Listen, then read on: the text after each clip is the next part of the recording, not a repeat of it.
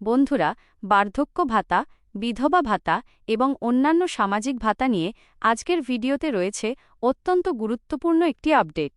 বিশেষ করে বাজেটের সময় যে ১৫০০ টাকা দেওয়ার কথা বলা হয়েছিল, সেই টাকা নিয়ে এখনও অনেকের মধ্যে প্রশ্ন রয়েছে, টাকাটা কবে দেওয়া হবে? আগস্ট মাসের টাকা তো ইতিমধ্যেই অনেকের ব্যাংক অ্যাকাউন্টে ঢুকে গেছে, তাহলে বাজেটের সেই বাড়তি ১৫০০ টাকার বিষয়টি কী হল? আর আজকের ভিডিওর একেবারে শেষের দিকে থাকছে মহিলাদের জন্য একটি গুরুত্বপূর্ণ সুখবর।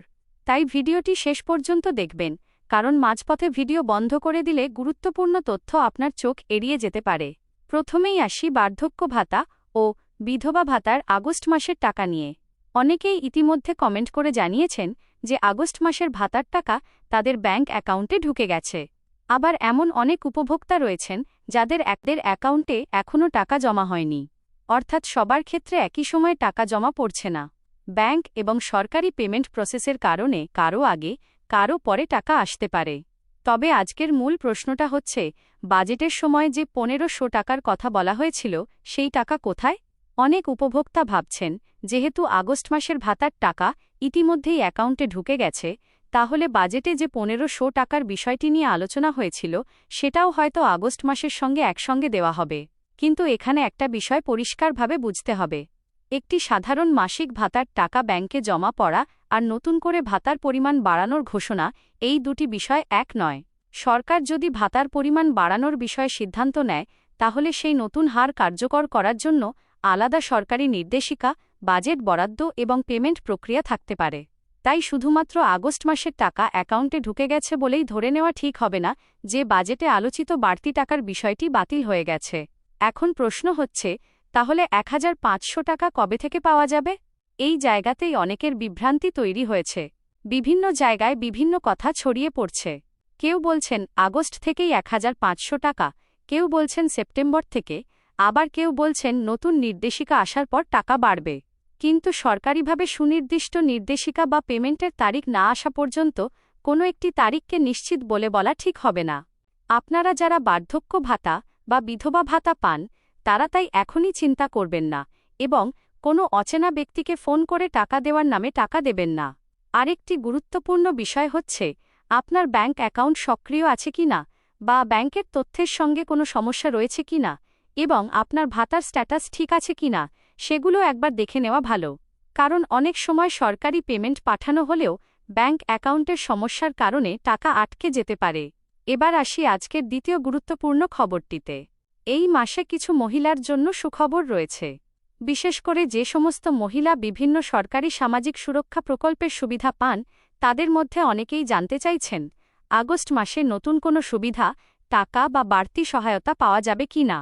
এখানে আবারও বলছি, কোনো খবর যদি সরকারি বিজ্ঞপ্তি ছাড়া সোশ্যাল মিডিয়ায় ছড়িয়ে পড়ে, তাহলে সেটিকে সঙ্গে সঙ্গে সত্যি ধরে নেবেন না। কারণ এখন ফেসবুক, ইউটিউব এবং হোয়াটসঅ্যাপে অনেক সময় এমন খবর ছড়িয়ে পড়ে যেখানে বলা হয়, আজ থেকেই ১৫০০ টাকা, কাল থেকেই বাড়তি টাকা, সবার অ্যাকাউন্টে টাকা ঢুকবে, কিন্তু পরে দেখা যায় সেই খবরের কোনো সরকারি ভিত্তি নেই।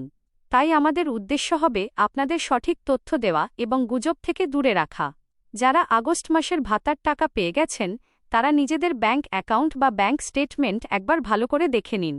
শুধু মেসেজ না আসার কারণে ধরে নেবেন না যে টাকা আসেনি। অনেক সময় ব্যাংক থেকে এসএমএস না এলেও অ্যাকাউন্টে টাকা জমা পড়ে থাকতে পারে। আর যাদের টাকা এখনও আসেনি, তাদের ক্ষেত্রে কিছুটা সময় অপেক্ষা করা দরকার। কারণ সরকারি পেমেন্ট অনেক সময় ধাপে ধাপে বিভিন্ন ব্যাংক অ্যাকাউন্টে জমা হয়। এখন আসি সেই ১৫০০ টাকার প্রসঙ্গে, যেটা নিয়ে সবচেয়ে বেশি প্রশ্ন।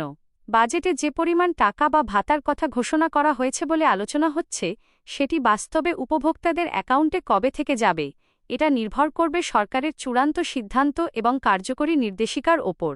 তাই আপনারা যদি কোথাও দেখেন আজ রাতেই সবাই ১৫০০ টাকা পাবেন বা নির্দিষ্ট একটি তারিখে সবার অ্যাকাউন্টে ১৫০০ টাকা ঢুকবে, তাহলে আগে সরকারি সূত্রে যাচাই করবেন। আর একটা বিষয় মনে রাখবেন, কোনো সরকারি ভাতা পাওয়ার জন্য কাউকে ওটিপি, এটিএম-পিন, ব্যাংকের পাসওয়ার্ড বা গোপন তথ্য দেবেন না। বন্ধুরা, এখন যারা বার্ধক্য ভাতা, বিধবা ভাতা বা অন্যান্য সামাজিক ভাতা পান, তাদের জন্য আমার একটা অনুরোধ থাকবে, আপনার ব্যাংক অ্যাকাউন্টটি চালু রাখুন। ব্যাংকের কেওয়াইসি বা প্রয়োজনীয় তথ্য আপডেট আছে কি না দেখে নিন। যদি কোনো কারণে আপনার ভাতার টাকা দীর্ঘদিন ধরে না আসে, তাহলে স্থানীয় পঞ্চায়েত, পৌরসভা বা সংশ্লিষ্ট সরকারি দপ্তরে খোঁজ নিন।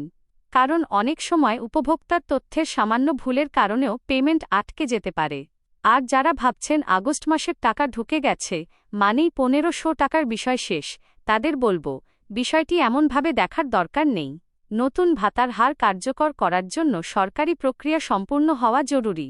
সরকারি নির্দেশিকা প্রকাশ হলে তখনই পরিষ্কারভাবে জানা যাবে কত টাকা দেওয়া হবে, কারা পাবেন, কোন মাস থেকে কার্যকর হবে এবং আগের মাসের কোনো বকেয়া থাকলে সেটা কিভাবে দেওয়া হবে। তাই এই মুহূর্তে সবচেয়ে গুরুত্বপূর্ণ বিষয় হল সরকারি আপডেটের দিকে নজর রাখা। আর আজকের ভিডিওর শুরুতেই যে কথাটা বলেছিলাম, এই মাসে কিছু মহিলার জন্য সুখবর, সেটা নিয়েও আপনারা অবশ্যই সরকারি ঘোষণা এবং সংশ্লিষ্ট প্রকল্পের নিয়ম দেখবেন। কারণ মহিলা উপভোক্তাদের জন্য বিভিন্ন প্রকল্পে আলাদা সুবিধা থাকতে পারে এবং যোগ্যতার ভিত্তিতে সুবিধা দেওয়া হতে পারে। সবাইকে একই সুবিধা দেওয়া হবে এমনটা ধরে নেওয়া ঠিক নয়।